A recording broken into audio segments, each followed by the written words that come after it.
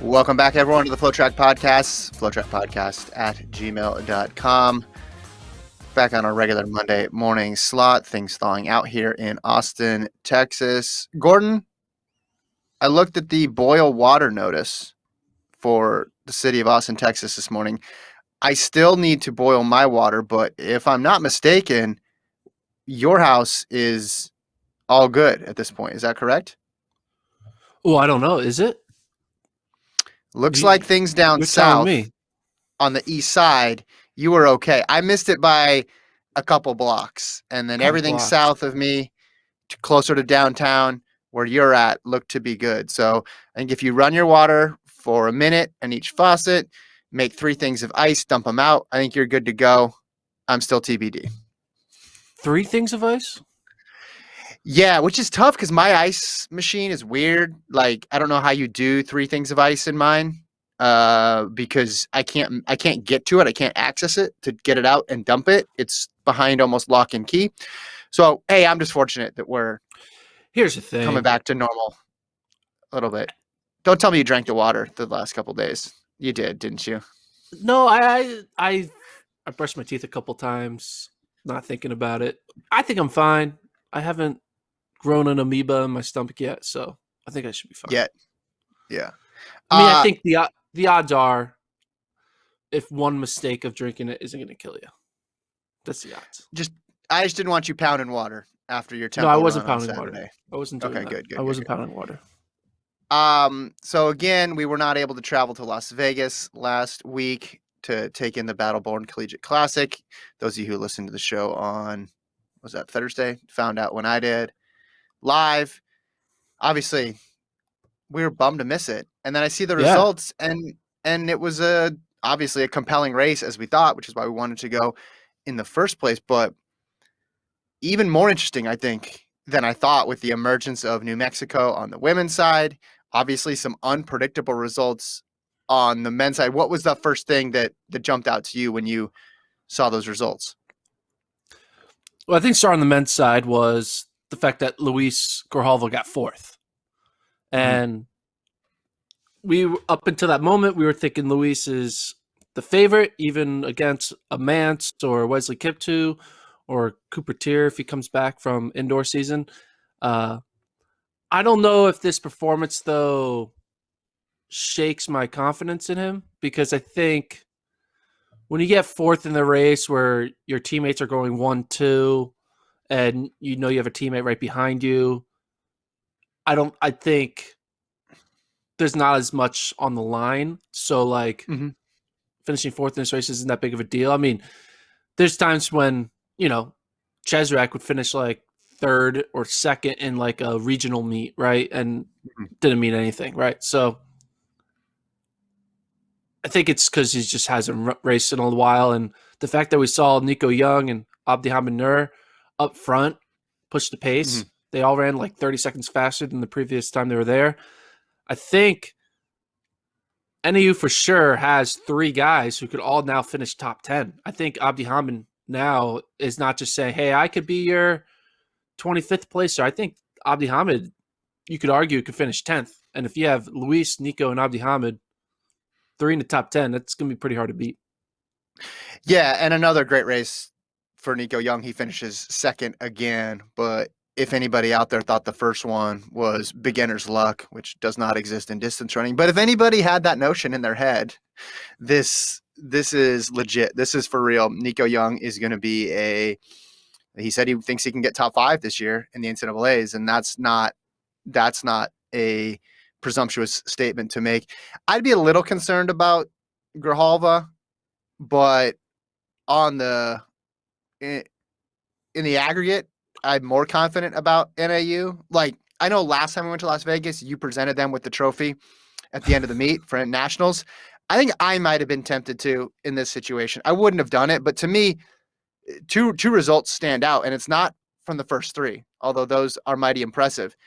It's for Blaise Ferro, who finished 5th overall, 22:42, only 12 seconds back of Nur and Nico Young. Now, remember, Blaise Ferro, you followed the team last year, you know this, so I'm not telling you anything, was banged up, was hurt, was barely running at all, had some good results in the middle of the season, but then ultimately at nationals did not run well. And if he had a good race at nationals, obviously could have made up a ton of points.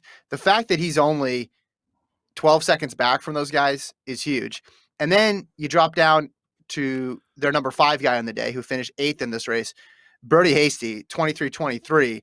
Again, he's not up there with the big 3, but compared to where he was last time in Las Vegas, where you essentially buried him and said, you put him out to pasture. You said Brody Hasty is barely going to be in the top 7. That's a good result. That's a good result. And if he's your 5th guy, or he's your insurance policy in 6th, that's a good spot to be in, because you're in front of what? Brody Hasty was in front of Stanford's 2 and Colorado's 3. That's a good spot to be in if you're NAU. So one thing to think about perspective, though, while the name brand of Stanford and Colorado is pretty sexy, Stanford and Colorado are not going to finish top 7 at nationals. I think they're more of a 10 to 13 team. So the result makes sense the way they dominated those 2 teams, because just Stanford and Colorado are kind of on a down year. It's still a great win, but I do think when you kind of compare these results to other results and what people are doing on the track, NAU's standing in the nation didn't really change much. I think Blaise maybe got a little bit better, but like Brody Hasty's like mark from Oklahoma State in October is pretty much a similar mark than what he ran here in Nevada. So like he was just the same percent back he was from a Connor Mance in Oklahoma State. It's the same percent back he was from like a Luis Grijalva here in Nevada. So not much has really changed. But that's better than he was in. Yeah, that's better than he was a couple weeks ago in Las Vegas. Yes, right? He improved from his down race, but he didn't over improve from his best race of the regular season so far. But at least he showed that he's not done. Yeah. Yeah, but look at Stanford. Right. Yeah. Well, look at Stanford. I didn't say that. That was you who said that, which I thought was getting a little ahead of yourself. No. You look at Stanford's freshmen here, Hicks and Sprout, who finished 6th and 9th in this race. I get that you're saying Stanford's not going to be a podium team, but Sprout was 5th at that FSU race, and he was what? He was 30 seconds back of Herrera. I guess he was 40 seconds back of Kiptu. I just think if you want to use Kiptu as a stand-in for one of the top guys, if Brody Hasty, if NAU's 5th or 6th guy is a minute back or 50 seconds or 45 seconds back of Kiptu, this thing's not going to be close, is what I'm saying. Yeah. Why don't you think NAU is the favorite, Gordon? I don't understand. Why do I have to convince you? No, I think like you think I'm overreacting. I just think Brody Hasty is still the same Brody Hasty he was after the October meet. That's all I'm saying. Okay. It's not like all of a sudden Brody Hasty's like he's going to finish 20th and they're going to put 7 in the top 20. I don't think that's happening. But I do if you look at based on sources. So if you look at the photo that they took, the NAU took after the meet, there was an athlete in the photo that isn't on the results, and that athlete is Drew Bosley. Bosley ran in this race, not Baxter. Drew Bosley, who's their top returner from NCAA Cross last year, ran in this race. He's a true sophomore. He dropped out after 5K on purpose. So if they're like trying to, if they also have him as another, because kind of we're forgetting about him, but if he is truly their number 3 or 4 guy, and Blaise Ferro is actually like their 5th man, then it's just like, all right, game over. I do remember there was a year back in 2016 when during NAU's first start of their run, there was like an early meet where one of their top 7 guys finished like in 30th place, and the rest of them were all like in the top 10. And it was confusing. It's like, oh, it must not been a good day for him. He finished 30th.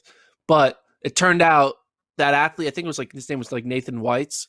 He was tempoing the run, so he was in the race, but he wasn't actually in the race. He was like being told to tempo it, and I think that's what they did here with Drew Bosley, where he was in the race, but he wasn't getting. He was only there to run a 5,000, and then he did a workout after. So it's just like, okay, we still don't know what Bosley is, but we know Bosley is healthy. They just haven't shown his card yet, which maybe we'll see at Big Sky, which is next week. I don't know.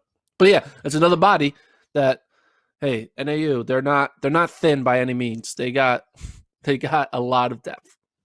Let me just say, dropping out at 5K and then doing a workout is some next level NCAA cross country stuff. That just takes it to a whole new level. That makes not running the race and doing a workout the day of seem like child's play. That's high level Mike Smith stuff right there. Like we can't do a 5K by ourselves as part of a workout. We want to put you in the race, but not the entire race. And then you're going to do the workout after to get a little bit more volume. I think they come out of this weekend as bigger favorites than they went in. You may disagree with me on that because you had them. Okay. Well, because you had them at a higher spot going in. I think Grijalva finishing 5 seconds back is not that big of a deal, especially because he didn't run the last race, and we don't really know why he didn't run the last race. Maybe he's just getting sharp. And then having Nur and Nico Young there 1-2 again, beating. Let's just use Eduardo Herrera, who was third, who broke up that NAU contingent up there. Eduardo Herrera is a really good runner for Colorado. I mean, he was second in that FSU race, which was the other big cross country meet of the past couple months. He was about 15 seconds behind Wesley Kiptoo. So NAU is fine. They're in a good spot. If Bosley decides to run nationals and not do it as part of a tempo run, maybe combine it with indoors, he could get 3 or 4 sessions in over the course of a few days. You're right. Then you slide Hasty back to 6th, and then you have a really, really solid group up there, and you can avoid, or you can encounter a few bumps in the road and still be fine. Because I would not want to. The thing that would be keeping me up at night, if I was an NAU fan, NAU coach, would be relying on freshmen or even sophomores in this position, in this weird season, on a very challenging course. But now with all this depth, all the responsibility is spread over 5 or 6 guys, and you can see a scenario where a lot of different guys could lead this team, and you have a lot of different combinations that could get you to a winning score. I mean, if we flash forward to 3 weeks from now to nationals, BYU also has a really good big 3. They all ran sub 13:30 on an indoor track.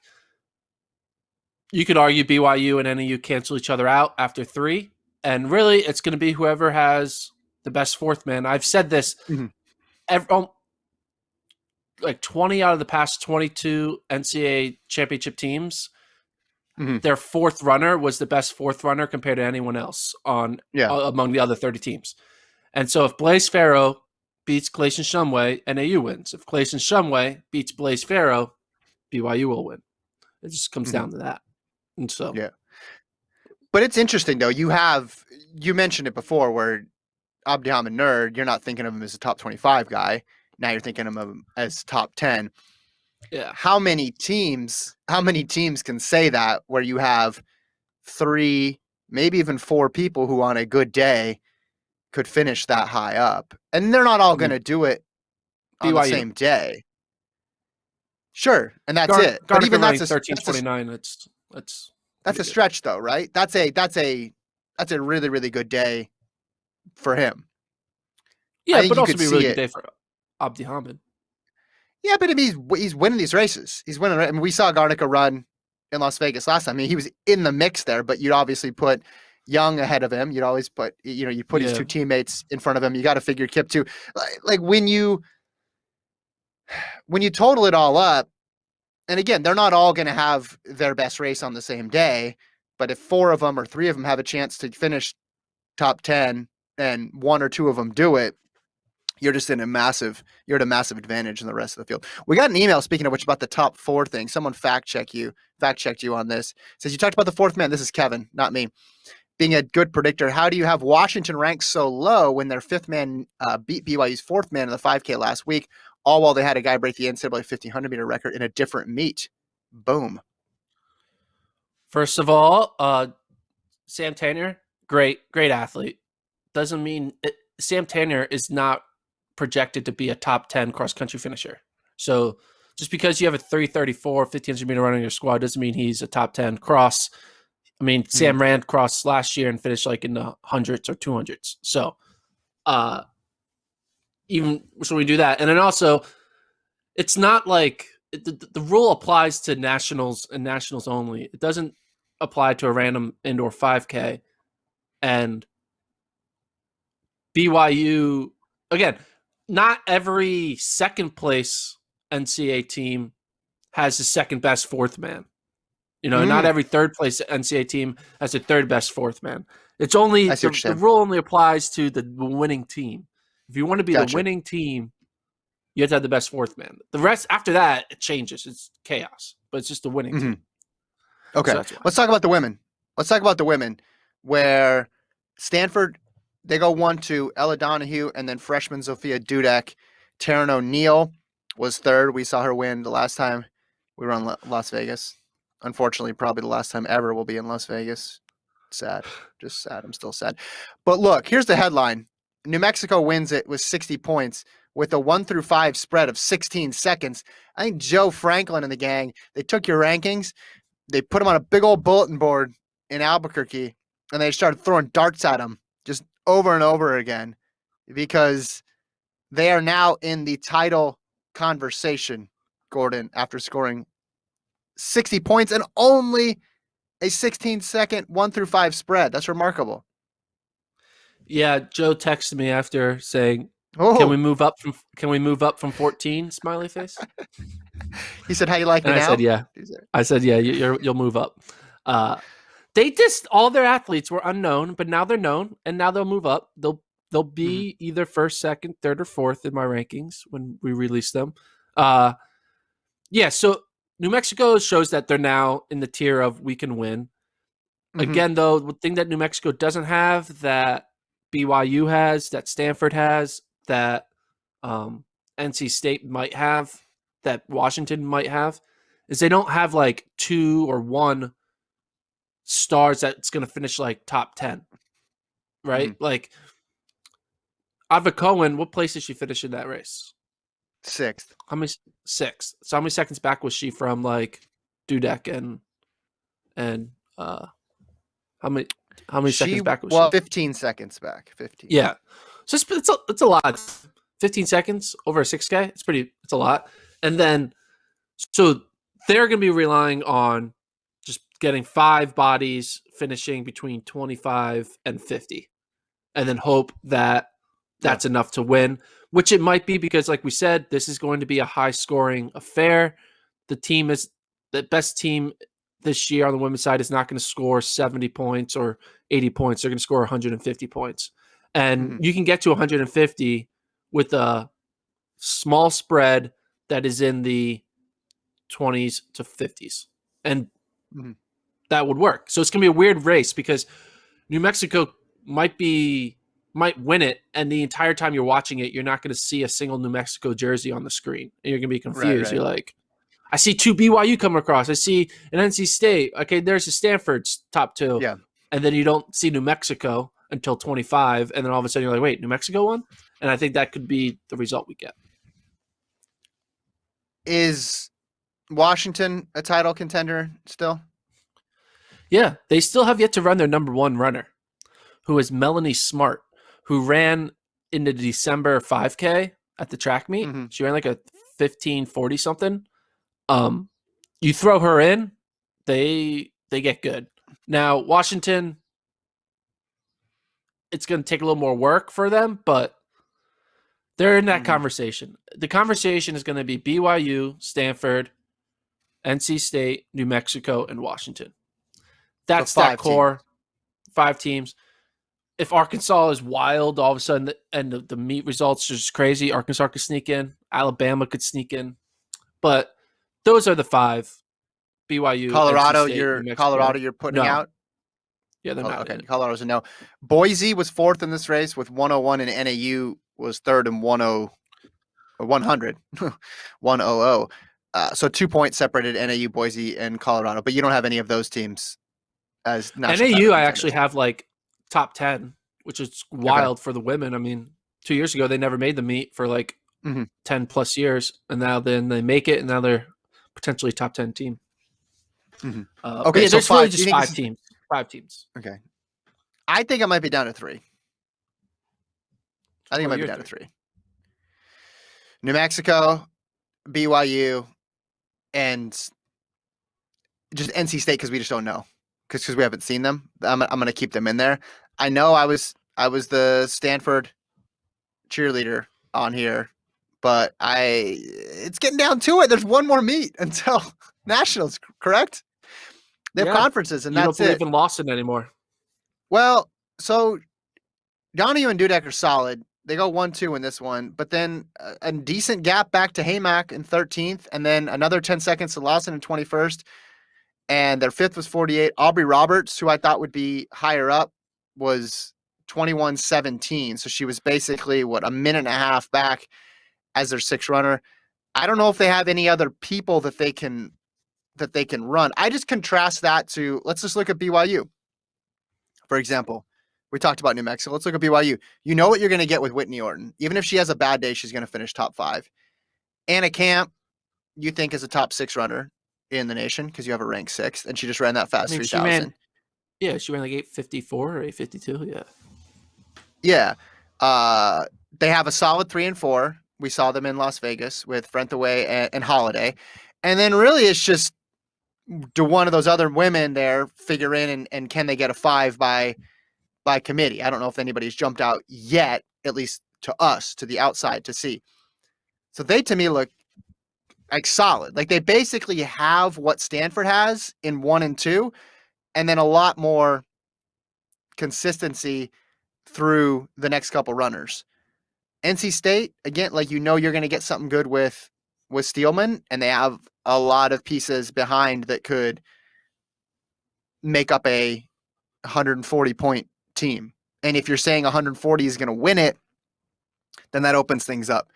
Stanford, again, I guess we've seen it twice now, though, and it hasn't quite been there. So maybe they'll really pop off at Pac-12s, and I'll change my mind. Washington, again, yeah, you're waiting for Smart. But even if you put Smart in this race, well, I guess that puts them in the mix if she wins the race or finishes 2nd or 3rd. But I see a little bit of separation between those top 3 and 4 and 5 right now. Yeah. It's going to be interesting to see how the the schools that competed mainly in cross during the fall, how they do when it comes down to it, because there might be an advantage to having a bunch of like cross country races and reps under your belt going into nationals. I mean, Iowa State and Oklahoma State, they are putting on a last second cross country meet on Tuesday of this week. Like 4 days out, 3 days away from their indoor championship, they're going to run a cross country meet in Oklahoma State. No, I'm not going. But like, I think Oklahoma State probably was like, hey, if we want to do well, we can't just run our first cross country race at nationals. Like we have to at least get Isai Rodriguez a little bit like used to running on grass again. Yeah. And I think like the Arkansas, the NC States, they might struggle a bit because these other teams are going to be race sharp. I feel they're just track sharp, which is not the same. So I think we know it's a hard course. Yeah. It sounds. Let me ask you this. Who would you pick on the women's side, or who would you feel more confident on the women's side if this was a traditional year and we had regionals and we had everybody only focused on cross country? NC State.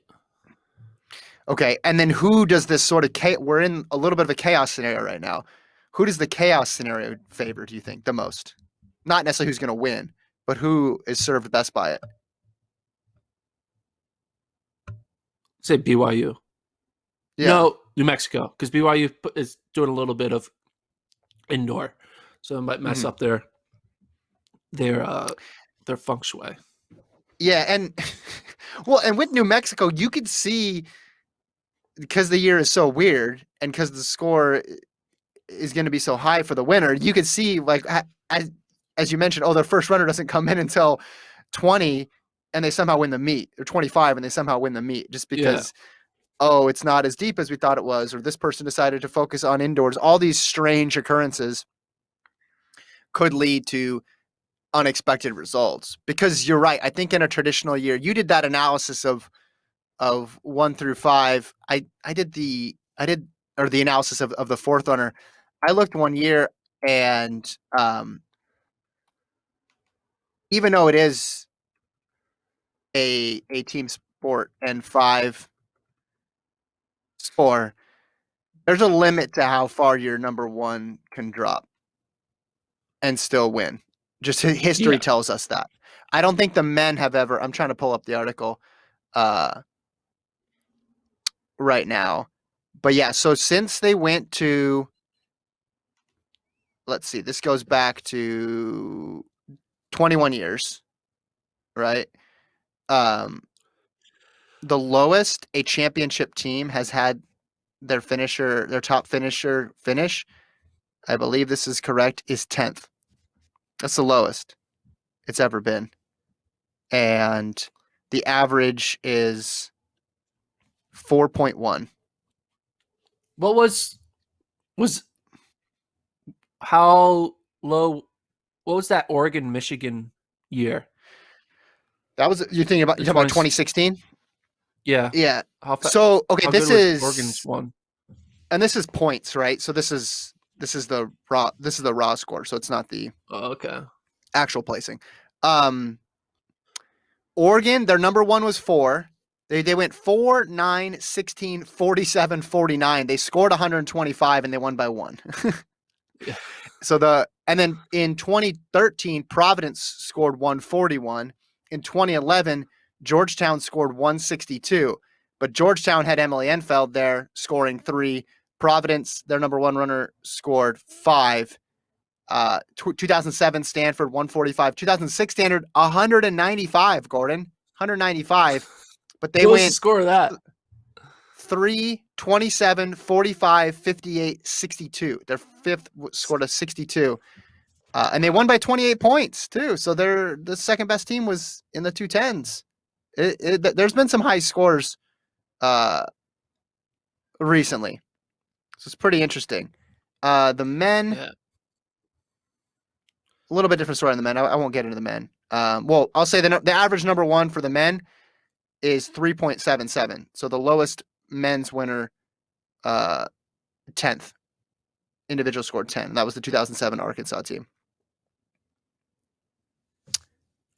That's interesting. The more you know. The more you know. The more you know. All right. Anything else with NCAAs over the weekend? We can talk about this later, but I was looking at some of the indoor marks.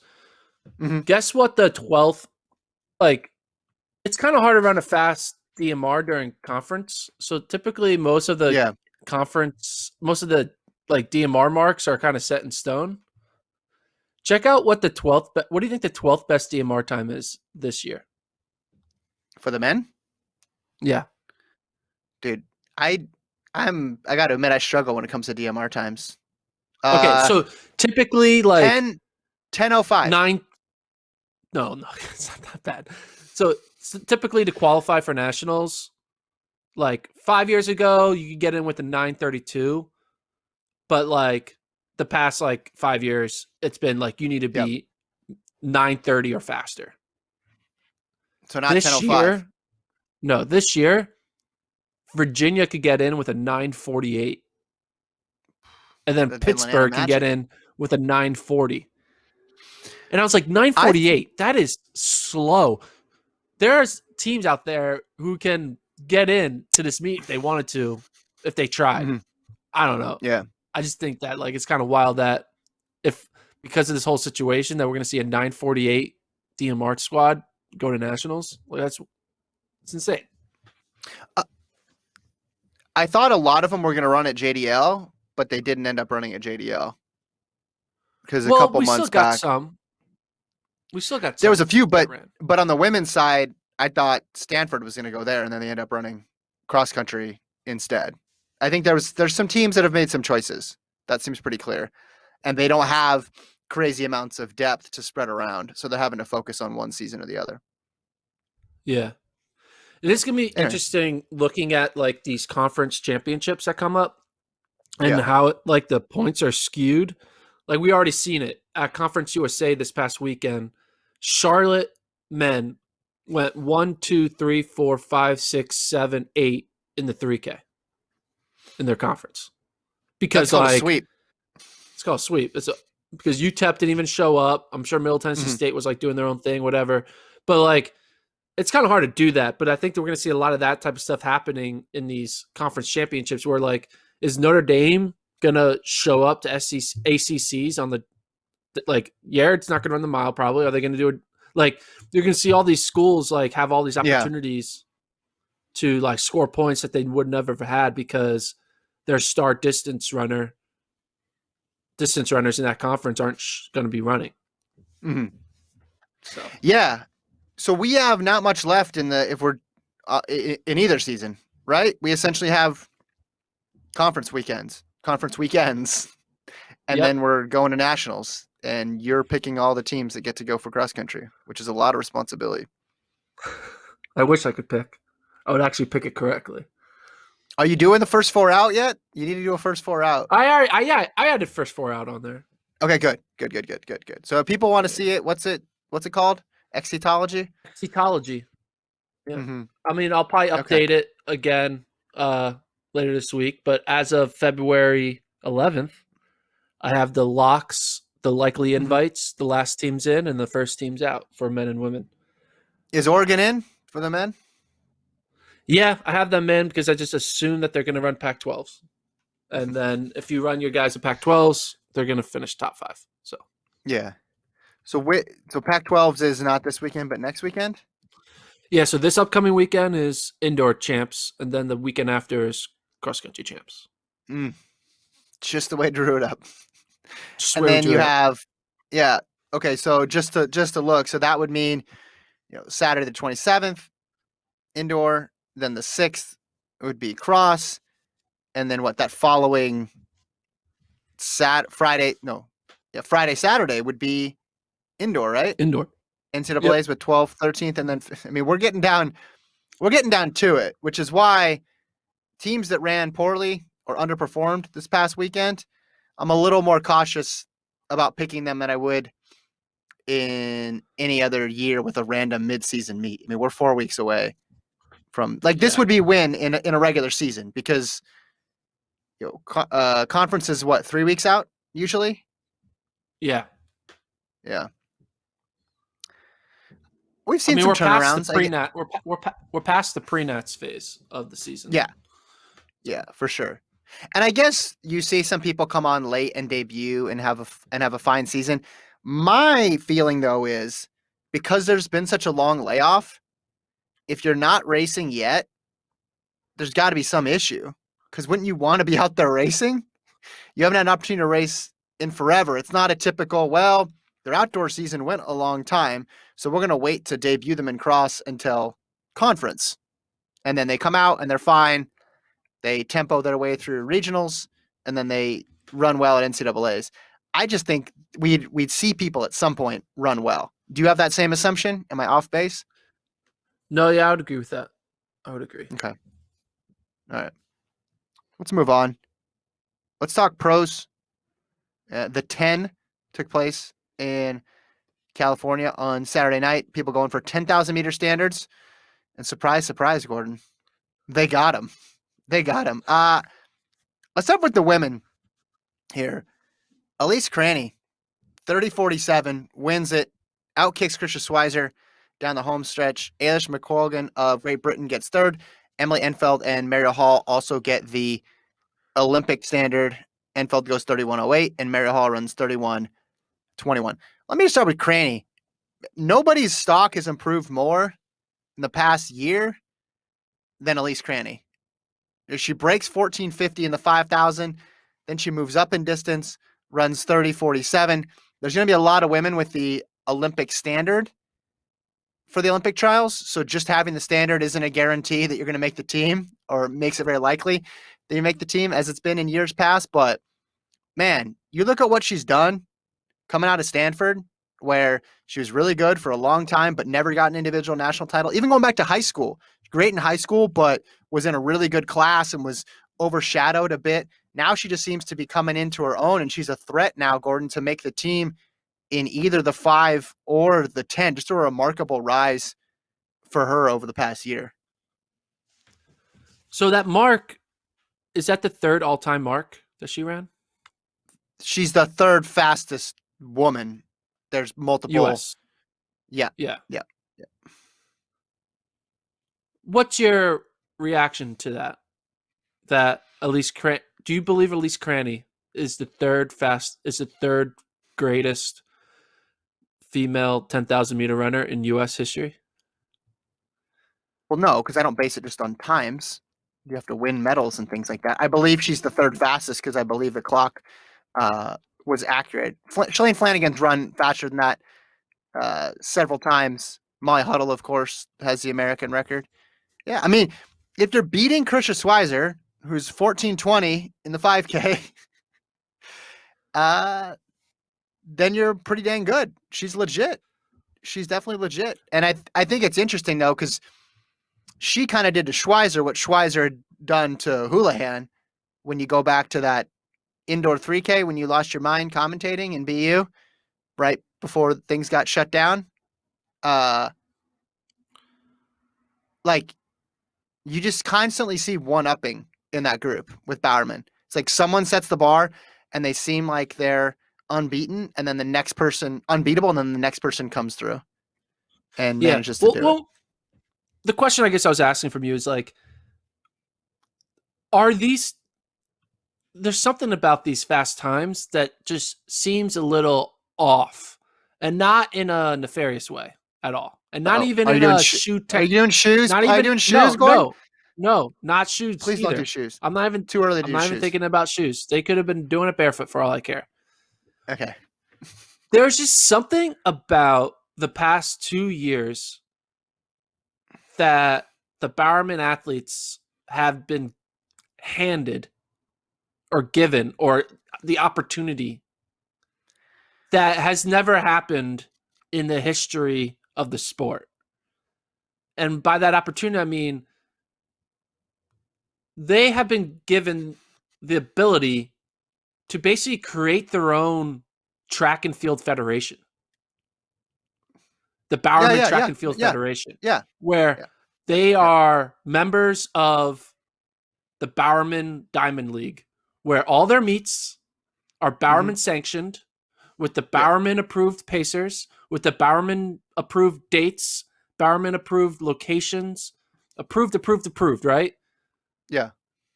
And I think when you have that, you basically are able to truly peak to your peakest of all peaks. And I think that's why Elise Cranny can run the third fastest time ever, is because Kara Goucher was never given 2 straight years of here, you're going to run on your own track, and we're just going to hire a timer, and every time you at your all-time peak, we're going to count it as a time, you know? And I think when we look at these marks, even on the men's side, and you see, we'll talk about the men's side after, but I think we just have to put a little perspective on it, is that these marks are given an advantage of unique circumstances and opportunities that I think a lot of other athletes, if they had, could be running in that same realm. Yeah, but that doesn't explain why. But even to be the best among Bowerman takes a lot. So if you just compare apples to apples here, it's remarkable that Cranny is beating Krisha Schweizer. That's what I'm saying, is even in that world that they've created, she's still rising to the top, and I think that's mighty impressive. No, I agree with you 100%. You know what they always say in football, especially when it comes to college football and bowl games, and they say, man, you give Nick Saban a month to prepare, he's going to figure out a way to slow down that quarterback. You give Jerry Schumacher a year or two to create a schedule, to choreograph a meet with all of the depth that he has, with all the resources he has, with all of the knowledge and planning that he is capable of, and the minute details that he structures for these athletes. This is what you're going to see. So I think you're 100% right. 100% right with this. We saw it with the Woody Kincaid breakthrough. We saw it last summer with Shelby and Chris Schweizer and Mohamed just dropping monster times. You're right. People want to ascribe it to other reasons, and I'm sure there's a percentage here or a half a percentage here or there, but I think you're right. They've been allowed and they've been able to create this shadow track series where they control every single detail. And I think that 100% matters, because even in the world of halves, and as you mentioned, Kara Gaucho or any star from the past, Chris Zielinski, whoever was a sponsored Nike athlete with a lot of resources, they haven't had this level of control over their racing opportunities.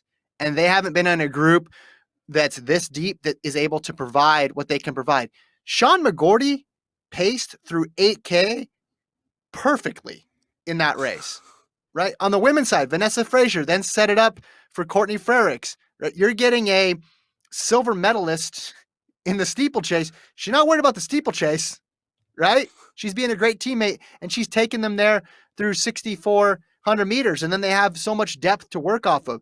I think you give Jerry Schumacher that blank canvas and say, your job is to have these people run as fast as they want. You don't need to go to Europe. You don't need to worry about anything else other than how quickly can they get across the line.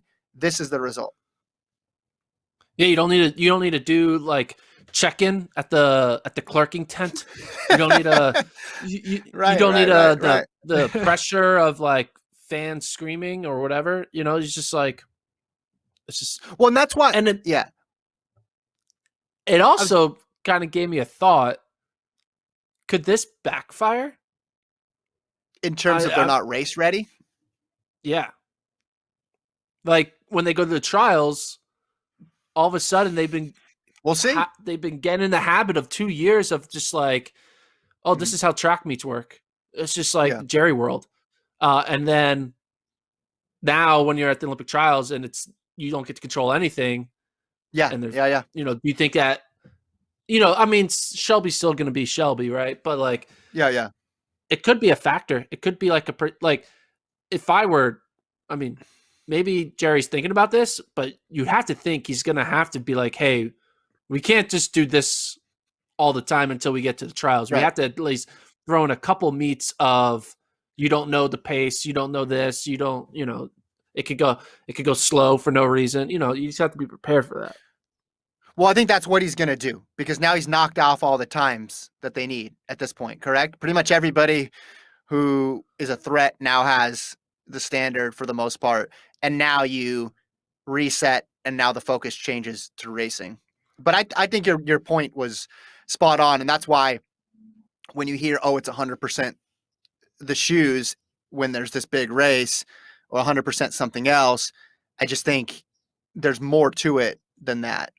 And same thing with the men's side of things, right? Mark Scott is clearly thriving off of this sort of setup, right? He's dropped all of his PBs, good runner going in, and on down the line from Fisher, Tuntavate, Woody Kincaid, like they're all running fast. They're all thriving off of this setup. Never mind. I don't want to get into shoe stuff. I don't want to do it. Yeah. I made a promise to myself. I'm not going to get into shoe stuff. Okay. So do you want to talk about the men now? Yeah. Mark Scott, he's great. And let's just do a button on that. Okay. Let me shoot a button on the women's real quick. I mean, Schweizer probably going to double. Cranny probably going to double. Enfeld clawing her way back. I think she's a threat. As I said before, I think you're going to have a starting line where 10 women can make the team. I think that's how it's going to be. Okay. Men, Mark Scott, go. Yeah, so Mark Scott, he's always been a solid guy. And I think this time that he put down is, indicative of the environment, and plus his ability. He's still a great athlete. So, he's always been elite. There was one athlete though that didn't win or even get second that I thought was the most interesting, and it was the college kid, Carrion Tuntavate, who not anymore, pro kid now. Yeah. Well, former college kid, but he was supposed to be in Austin this past month training with the Texas Longhorns to run an outdoor season, but it looks like Jerry wooed him away from his graduate degree at Texas and was like, come run with us. And good call. Yeah, good call. But the thing is, like, you look at he wasn't like this good in college. I mean, what did he finish in cross in 2019? No. Yeah, I know he was not. He was not someone you'd mention on a short list for. Here are the favorites in the 5,000. I think he was starting to get going though. He finished 28th in cross in 2019, and then a year later, he's running 27:17 in a 10K. That's insane. Yeah. No, right? He must have seen something. Jerry must have seen something again, because even with the adjustments, like you mentioned for the last couple of years times, that's an insane leap forward. So Jerry must have understood that this kid was had this massive potential, and it just wasn't seen in his PRs or his NCAA finishes. I mean, he was at Harvard, and you hear that a lot. It's like, well, they weren't, when he was able to not have to study 1,000 hours a day, but people study at a lot of schools too. I don't know why people only think kids study at like Ivy League schools. It's like, I studied a lot. I went to state school. Anyway, Mark Scott, former NCAA champion. And I think a lot of people forget about that because everybody now, and again, I don't want to go into the shoes, but a lot of the shoe stuff is dismissing who they were before. And then a lot of people are like, who is this Mark Scott guy? I've never heard of him at all. What is his name? Was he the fourth guy on Tulsa's JV team? No, he won an NCAA freaking title. That's hard to do. So who knows who Mark Scott is? Know who knows who Mark Scott is? Justin Knight. Yeah. Yeah. And didn't Fisher was there that year too? Or no, am I mixing up? Okay, yeah. Fisher was there, yeah. Exactly. He's a very, very, very, very good runner. Also, I will mention this, just while we're on the topic that I don't want to be on. Ben Troost, 27:14. Yes, massive PR. You look at where that lines up on the IAAF scoring tables, very close to his 13:02 5K PB. Not exactly, but very close to what he's run in a 5K. So talk about opportunities to race fast and not just shoes.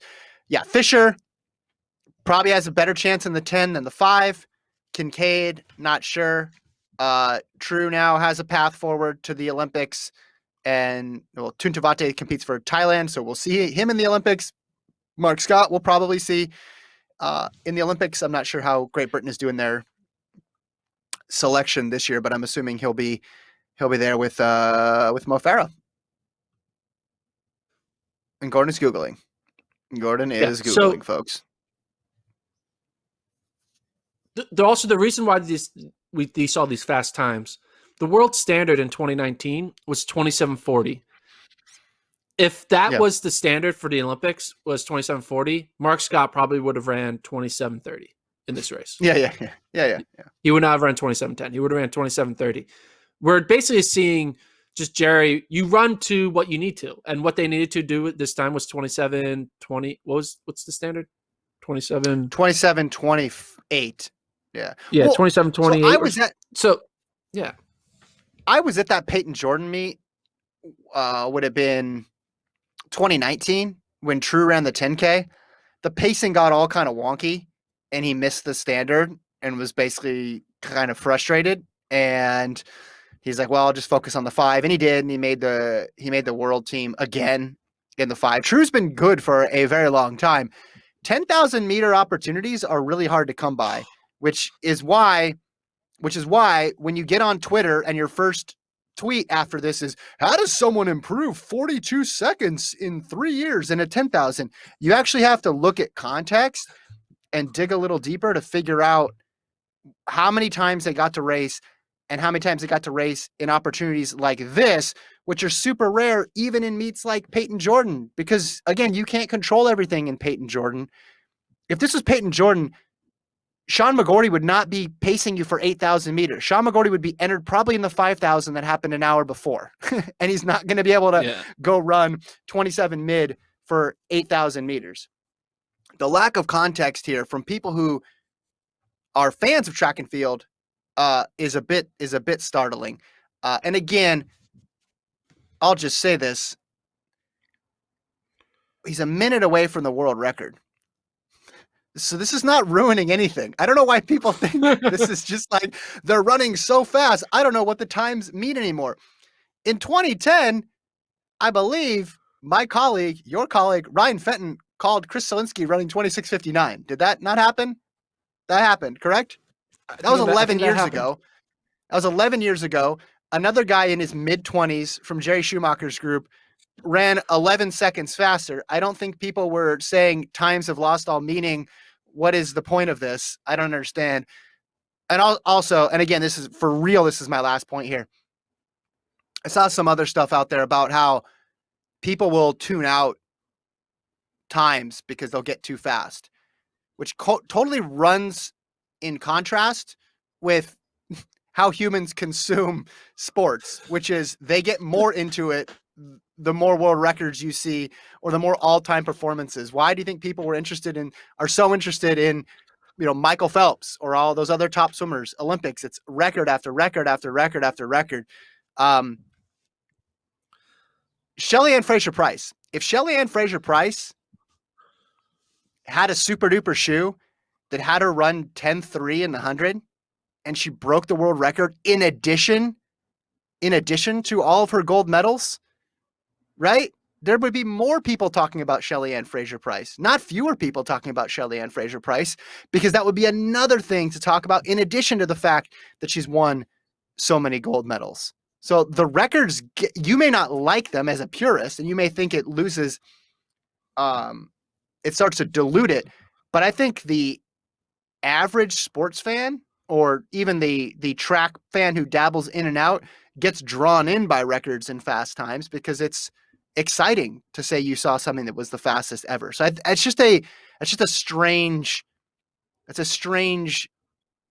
way to approach what's going on here. And again, I'm not denying that the shoes aren't good, because if the shoes weren't good, people wouldn't be wearing them, especially people who are sponsored by other brands. I get that the shoes are good, but I push back a little bit on, number one, it's ruining the competition now. I don't think it is.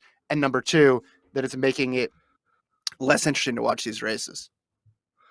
I guarantee if Mark Scott went to Oregon for 4 years and had this exact same career at Oregon and then did this, everyone would just be like, oh yeah, the development, it's making sense. Yeah. He's moving on. But when you go to a random school like a Tulsa and you're not American and no one is really talking about you much, people forget the random 2016 year that he won, people pick and choose narratives that make sense to them. Like if when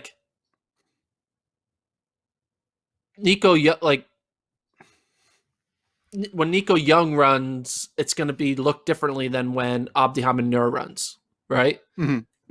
People, no one would, even like literally Abdi Hamanur beat Nico just by, they go 1-2 together, but like the headline, it was always going to be Nico, even though they're literally probably like a year apart and maybe a year or two apart in age, not that much. One's a sophomore, one's a freshman, and they're together, but Nico has the story, and it's always going to be the narrative of story. And that's why people don't want to accept who is great until they've done great things for multiple times before they're allowed to accept that it's greatness. I mean, it's the same reason why Michael Cerrone wasn't selected to run at the 2017 World Champs. They chose David Rudisha over him because Cerrone just showed up randomly.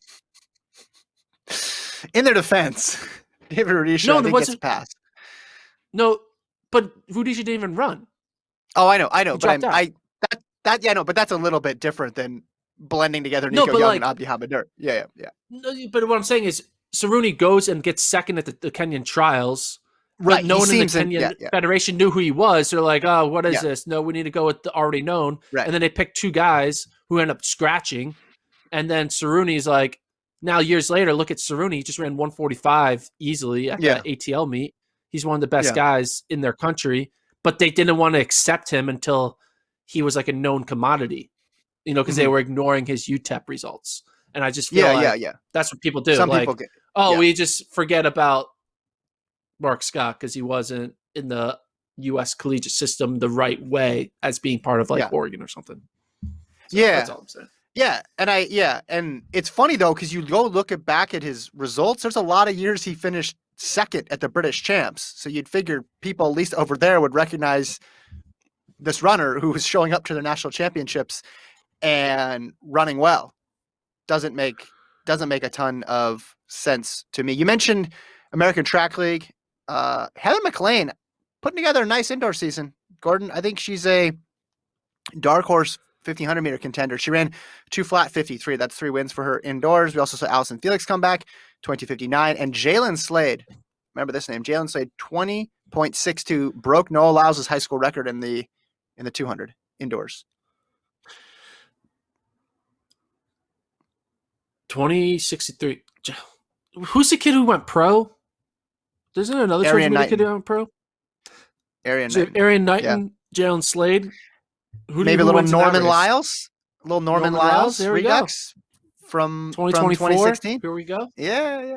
Well, we'll see him at this year's trials though. That was where Lyles and Norman really had their breakout. That's true. Because there's a lot of high school kids who run good times at these postseason meets, and then they go to the trials or USAs and they fizzle out because they're tired or they're pressured or because, again, one fast performance doesn't really dictate who you are as an athlete. But then Norman Lyles showed up to trials and made it all the way through the finals and went 4.5. And then you're like, okay, these guys are legit. Like these guys are going to be here in 4 years' time, which ends up being 5 years' time because we didn't have a championship. We didn't have trials. But anyway,